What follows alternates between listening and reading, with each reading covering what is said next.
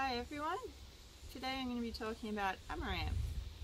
There's around 20 species of amaranth in Australia, and we actually do have some native ones here, but some of the most common that I find around the place are Amaranthus retroflexus and Amaranthus viridis, so that's red root amaranth and green amaranth.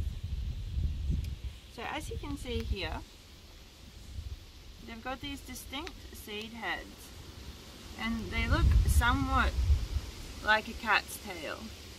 So I've got two different species of amaranth here. On the upside, all amaranth species that we know so far to date are edible. There are no toxic amaranth species that have been found to date. When you become familiar with the seed heads, it's particularly easy to identify, and you'll see those appear particularly in the later end of summer. So this is a plant that you'll see a lot around summer. It does sprout in spring, but yeah, you'll find it mostly in the summer. So in here you've got a really good amount of manganese. There's also a reasonable amount of iron and magnesium, phosphorus, and a bit of copper. So it's a real powerhouse of nutrients, especially for those minerals. And the manganese is actually really good for brain functioning. There's also antioxidants in it, so that's really good for inflammation.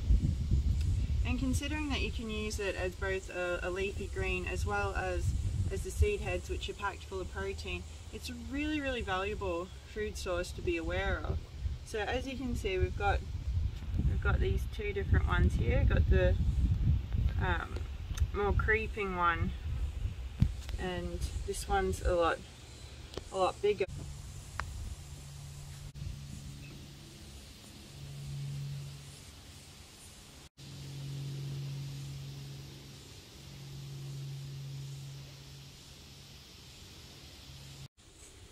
So this is Amaranthus spinosus, or spiny amaranth.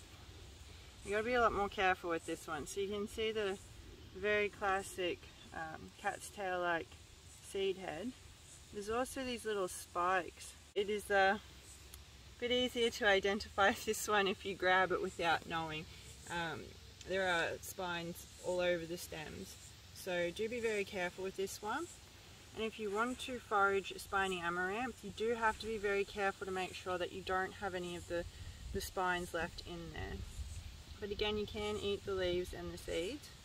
So the seed pods are particularly good on this one, but as I said, just be really, really careful about removing those spines.